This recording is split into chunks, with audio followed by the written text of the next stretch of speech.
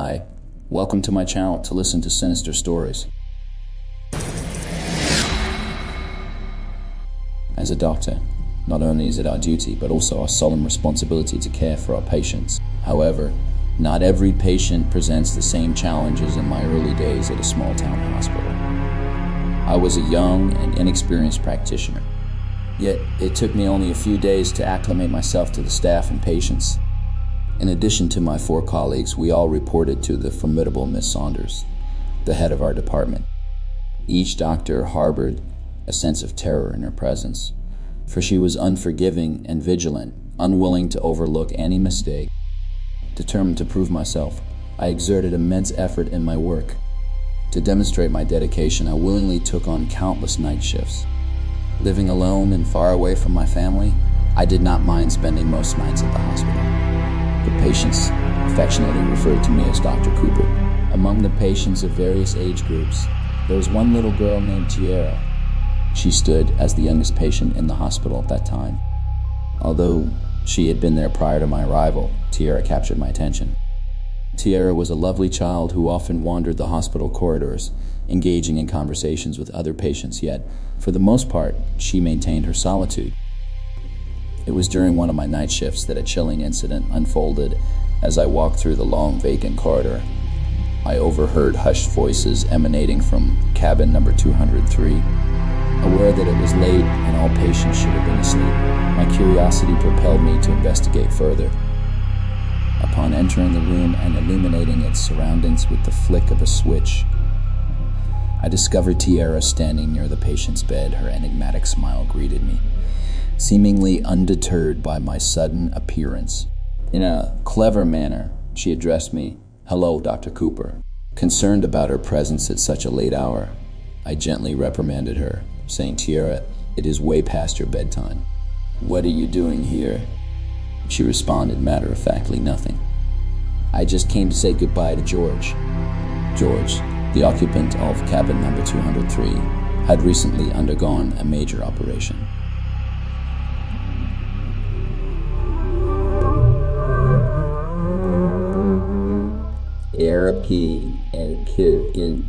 It seemed that Tiara's unexpected visit had unnerved him.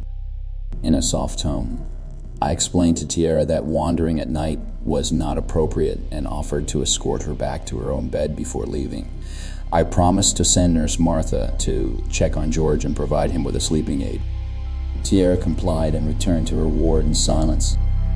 Initially, this encounter did not distress me. However, everything changed the following morning. Having completed my night shift and being on my day off, I had slept throughout the day, returning to work the next day. I decided to check on George as I passed by his room, cabin number 203. To my surprise, upon opening the door, I found another patient occupying George's bed. Perplexed, I stopped a passing nurse and inquired about George's whereabouts. After a moment of hesitation, the nurse replied, "Oh, you mean the patient in this room?" "He passed away yesterday, doctor." "You weren't aware?" He had been suffering from cardiovascular disease, but unfortunately he had a sudden heart attack. Dr. Hara signed his death certificate. You can speak to her for further details. With that, the nurse continued on her way, leaving me in a state of bewilderment, standing alone in the corridor. Suddenly, a peculiar realization struck me. I recalled Tiara's words when I asked her about her presence in George's room. She had mentioned saying goodbye to him, but why would she bid him farewell instead of wishing him good night? Determined to understand, I made my way to Tiara's cabin. There she sat on her bed, engrossed in coloring pictures. Without hesitation, I directly questioned her. "Tiara, why did you go to George's room to say goodbye? Shouldn't you have wished him good night instead?" Visible change in Tiara's demeanor occurred. She stammered, struggling to find an explanation. I said good night." Perhaps she misheard me. She fumbled. Abruptly, her gaze shifted behind me as if someone stood, observing her from a hidden vantage point. Reacting instinctively, I turned around, only to find emptiness and silence. One night, as I continued my usual rounds on the second floor of the hospital, a chilling encounter occurred that would forever haunt me. I witnessed Tiara emerging from room 706, the same room housing a patient who suffered a severe head injury. Strangely, Tiara's presence aroused a sense of unease within me. Curiosity led me to the patient in room 706. Corey, the woman who had recently awakened from her state, greeted me with a hint of dizziness. Sensing an opportunity for answers, I inquired if anyone had visited her prior to my arrival. To my astonishment, Corey mentioned a little girl named Tiara. She explained that Tiara had mistakenly bid her goodbye instead of goodnight. The inexplicable coincidence deepened my apprehension, for Tiara seemed to possess an uncanny ability to sense when a patient's time was drawing near. In the days that followed, my fear mounted as 2 more patients bid farewell to this world shortly after encountering Tiara. I could no longer suppress my growing concern, so I approached Kathy, the receptionist, seeking answers. I questioned how long Tiara had been at the hospital, only to be met with confusion. Kathy adamantly denied knowledge of any child patient named Tiara and assured me that no child had been admitted recently. Feeling my sanity slip away, I frantically searched for validation.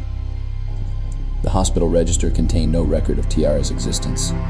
Disoriented and desperate, I turned to Miss Saunders, the hospital administrator, seeking clarification. I was beside myself when she tearfully divulged that Tiara was her deceased daughter. In her grief-stricken words, she recounted how Tiara's fatal fall from the 3rd floor had brought her to this very hospital. Miss Saunders confessed to occasionally glimpsing Tiara's spectral presence, but had convinced herself it was merely her imagination. Now, faced with my own encounter, she implored me to confirm her daughter's lingering presence. Overwhelmed with dread, I followed Miss Saunders to her office. To sad silence, she broached the subject of Tiara's appearance. Saunders begged me to describe Tiara's demeanor and countenance, desperately seeking confirmation of her daughter's continued existence. Trembling, I relayed Kathy's denial and the peculiar absence of Tiara's records. Suddenly, Miss Saunders, overcome with despair, extinguished the office lights. Bathed in darkness, I nervously scanned the room, my senses heightened. Then a haunting voice whispered into my ear, "Goodbye, Dr. Cooper."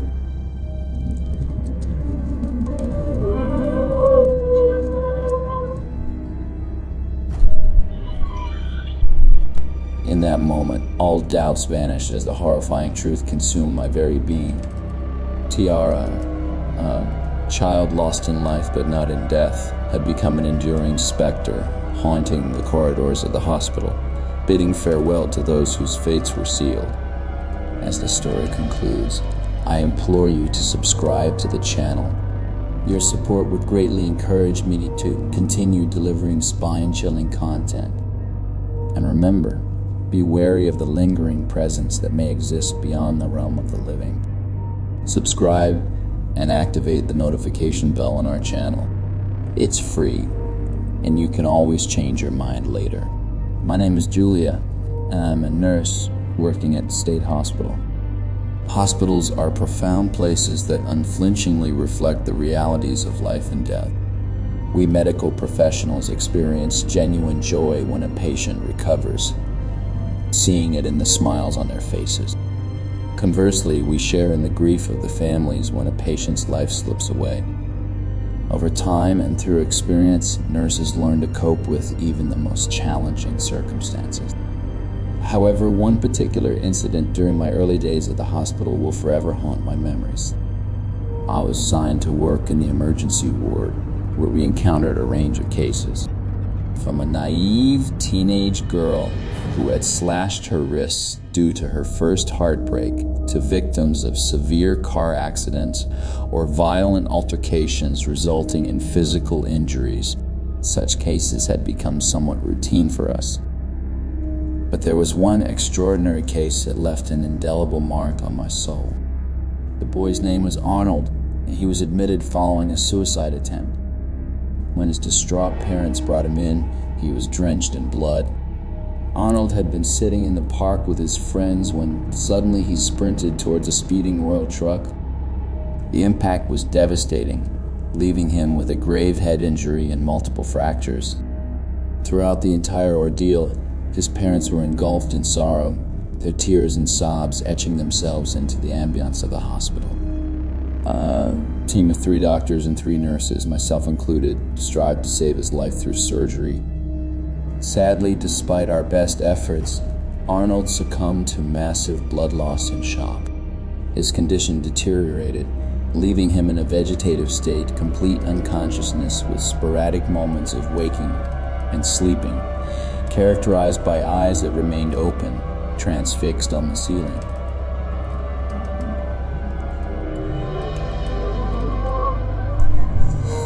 The tragedy of a 14-year-old boy condemned to such a fate elicited immense sympathy from everyone within the hospital. I became responsible for monitoring Arnold's condition, spending countless hours at his bedside. His motionless body lay upon the bed, his eyes perpetually open, gazing into the abyss above. The only flicker of life I witnessed was when he would occasionally close his eyes to drift into sleep. These quiet moments were disrupted by chilling, random eye movements that would occasionally send shivers down my spine. I recall a specific incident late one evening as I sat beside him, reading him a story after dinner. Arnold's eyes remained closed during the entire time, leading me to believe he had fallen asleep. In that instance, I rose from my seat to turn off the nearby lamp, intending to leave. However, the realization that I had left my phone on the table beside him compelled me to go back and switch on the light. And right at that moment, our eyes met. It was in the dead of night, facing the peculiarity of this unexpected eye contact that sent a wave of unease coursing through me. Such inexplicable events became all too common. Moreover, a nagging question gnawed at the recesses of my mind. Why had Arnold embarked on such a tragic trajectory, attempting to take his own life? As time passed, I began to observe subtle changes in Arnold's motor skills, raising the collective hopes of the medical team, who believed that he might regain consciousness within a few months. His devoted mother visited him almost every other day, her presence a source of comfort and longing. Then one day, as I was updating Arnold's medication chart, 3 schoolboys of the same age as him walked into his room, accompanied by a man of average height who appeared to be a school teacher. Donning glasses and dressed formally, he placed himself next to Arnold, grasping his hand gently. In that moment, I noticed a faint increase in Arnold's pulse rate. With a soft, caring voice, the man murmured, "Oh, Arnold, we all miss you dearly. Please get well soon. We are waiting for you." Witnessing this display of affection from his friends and teachers stirred an inexplicable ache within my heart.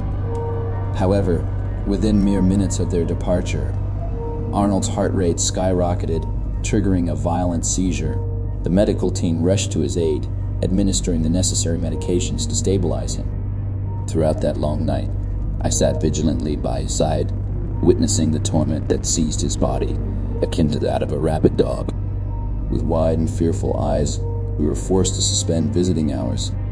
One more shock or seizure could have triggered a fatal heart attack, compelling us to maintain strict precautions. However, after a week of agony and longing, we reluctantly allowed Arnold's mother to visit him. Despite it being against hospital regulations, witnessing the anguish of the grief-stricken mother compelled us to bend the rules. Determined to provide comfort, I decided to stay with him as I always had. Inside his cabin, a small couch awaited Miss Palmer, while I settled into a nearby chair. It was around 2:30 and in need of a caffeine boost. I quietly rose from my seat, intending to retrieve some coffee. Arnold's eyes remained closed, and Miss Palmer slumbered on the couch, unaware of the eerie events that would soon unfold. Deciding not to disturb her, I briskly walked down the dimly lit corridor, heading towards the coffee machine. As the hot coffee began to trickle into my cup, an otherworldly scream pierced the air, sending chills down my spine. Instinctively, I sprinted back towards Arnold's room, room number 1402, the source of the blood-curdling shriek. Grasping the doorknob, I desperately twisted and turned, but the door remained steadfastly locked. The frantic cries came from within the room, emanating from Miss Palmer herself. She was engulfed in unimaginable pain. "Miss Palmer, why did you lock the door?" Open it. What the hell is going on inside? I frantically pleaded, my voice trembling with dread. Without a moment's hesitation, I immediately dialed the doctors, urgently summoning their assistance. The maintenance staff was alerted, rushing to the scene with a spare key in hand. As the door finally swung open, the sight that greeted us was nothing short of pure malevolence. Arnold had shattered the window of his fourth-floor room with his plastered hand and ruthlessly assaulted his own mother. Miss Palmer, battered and bleeding from her face and nose, clung to him desperately, determined to prevent him from leaping out the window. Arnold's eyes burned with madness as he relentlessly tossed her around, treating her like a lifeless rag doll, while the doctor sprang into action, rushing towards Arnold, attempting to contain his violent outbursts. It took multiple staff members to restrain him, but even then, he kicked and thrashed, unleashing a cacophony of ear-splitting screams. Another nurse swiftly ushered Miss Palmer away, taking her to receive the medical attention she so desperately needed. In that moment, I found myself frozen in shock, unable to comprehend the unfolding horror before my eyes. "Julia, come here and help me with the injection." Dr. Stanley's voice snapped me out of my stupefied trance. The incident of Arnold's awakening from a vegetative state, only to plunge into an extreme state of violence, had sent shockwaves of terror throughout the entire hospital. Our mental health team had been summoned to address his suicidal tendencies, and we were left with no choice but to keep his hands tightly bound to prevent further harm. His injuries remained critical, preventing us from transferring him to a more suitable mental institution. The authorities arrived, accompanied by a psychiatrist determined to uncover the underlying reason for Arnold's desperate desire to end his own life. After numerous exhaustive sessions, Arnold finally revealed the shocking truth. He claimed that his teacher, Mr. Conan, had subjected him to physical abuse on the day he had attempted suicide. It was difficult to fathom that this same man had visited Arnold in the hospital, appearing innocent and concerned. The police eventually apprehended Mr. Conan, who fervently maintained his innocence, insisting that it was Arnold who had enticed him into engaging in inappropriate acts. However, damning evidence was found in the form of explicit pictures the teacher had taken of Arnold. Arnold testified that Mr. Conan. As I tried to comprehend the bewildering message, a sound behind me startled my senses. Nurse Julia, her voice trembling, apologized. "Sorry, Miss Palmer. I forgot my phone." "Had it back, please." An involuntary shiver coursed through me as I reluctantly handed her the phone. Julia swiftly took it without a second glance and began to walk away. I cautiously made my way towards the exit, only to notice Arnold sitting in the backseat of the car, absorbed in typing on his newly acquired phone. His mother started the car engine, and as Arnold glanced at me one last time, an unnerving, wide grin stretched across his face. I worked as part of the cleaning staff in a local hospital, where I frequently encountered people in the worst states of health. However, one patient's ordeal would forever haunt my memory. His name is Billy, admitted to the burn unit due to a tragic house fire. It was said that half of his house had turned to ash, and his wife, Sandra, succumbed to the flames, leaving only her charred remains. Billy suffered severe burns on his left hand and leg, but his overall condition was believed to be treatable. Yet there was something undeniably sinister about his room. Each time I entered to perform my cleaning duties, a chilling dread overwhelmed me. The odor of burnt flesh permeated the air, and an inexplicable coldness enveloped the room. Billy remained heavily sedated, battling his pain with powerful medications. One fateful night, during my assignment for the night shift, I found myself in Billy's room. The late hours provided an eerie sense of tranquility, with most patients slumbering peacefully. It was around 1:30 when I began mopping the floors of Billy's room. Upon entering, I immediately noticed a figure, hauntingly twisted and weeping in the center of the room. It was Billy, his burnt hand and limb catching my attention. His tear-streaked face was fixed upon a dark corner of the wall, and in an unsettling, ominous tone he murmured, "Why? Why are you tormenting me? What else do you desire? I beg of you, leave me be." Startled, I cautiously approached, asking, "Is everything all right, sir?" Billy turned to face me, anguish etched upon his features. He pointed towards the shadowy corner and pleaded, "Tell her to go away. She keeps returning. Isn't she supposed to be dead?" Overwhelmed by fear, Billy collapsed onto the floor, his frail body succumbing to the weight of his suffering. Shaken and petrified, it took me a moment to gather my wits and inform the doctors and nurses. Their hurried arrival demonstrated their astonishment at Billy's ability to leave his bed, despite excruciating pain. From that night onward, whenever I entered Billy's room for cleaning duty, an indescribable terror gripped me. Despite acknowledging the plausibility of a rational explanation, I couldn't help but wonder his deceased wife lurked in that dark corner, observing my every move. Days passed, and with each visit to Billy's room, my trepidation grew. The deep breathing of the sedated patient echoed in the stillness of the room, amplifying my paranoia. I could not shake the unsettling notion that Sandra's spirit lingered, silently watching me. As his condition deteriorated, he began exhibiting increasingly distressing signs of trauma and fear. I would often hear chilling screams emanating from his cabin, witnessing doctors and nurses rush to subdue him. I attempted to evade entering his room by altering my shift, hoping to avoid any unnerving encounters.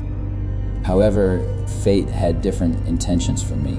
One morning, my boss unexpectedly contacted me, tempting me with the allure of double pay if I were to attend the night shift as well. In a world where financial security is sought by all, I reluctantly agreed. Knowing I had a brief respite the following day, I returned home for a momentary nap before embarking on the eerie night shift. As I entered the night's duties with a clear mind, I apprehensively began my routine. After tending to 5 or 6 rooms, I opted for a brief break before continuing. Seeking solace in the desolate cafeteria, I neared a vending machine, the sound of footsteps echoing from a distance. My gaze shifted, only to find Billy standing at the end of the dimly lit corridor. His arm and leg bore the remnants of burn wounds, and half his face was adorned with scars. Attempting to ease my rising disquiet, I cautiously addressed Billy. "Hey Billy, what's happening? Are you all right? You should return to your room."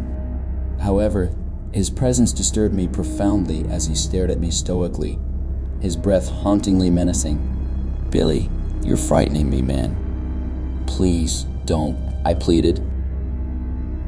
But he persisted, speaking of a relentless tormentor. "She won't rest until she kills me," he whispered ominously. Overwhelmed with trepidation, I turned my attention behind me, only to be greeted by an unsettling void. A spine-chilling sensation coursed through my body. What occurred next was the most horrifying sight I had ever witnessed. Billy retrieved a surgical knife and commenced cutting away the flesh from his lips. Crimson droplets stained the pristine white floor, yet his self-inflicted mutilation did not cease there. He began to devour his own lips, accompanied by a disturbing crunching sound. The symphony of agony and mutilation revolted my senses. In the midst of his macabre frenzy, Billy cried out, his voice strained with pain. "Are you satisfied now? You're angry because I survived, huh? Fine, I'll end it all. I'm putting an end to everything." With those haunting words, Billy pierced his own chest repeatedly with the surgical instrument. Blood spilled forth as doctors and nurses rushed to his aid, transporting him to the ICU in desperate haste. Regrettably, he did not survive. An inexplicable feeling lingers within me, suggesting that perhaps Billy had indeed encountered his deceased wife's ghost. It is said that individuals who depart with unfulfilled yearnings sometimes return to their loved ones, and in certain circumstances they may become a haunting presence. What are your thoughts on what truly transpired with Billy all those years ago?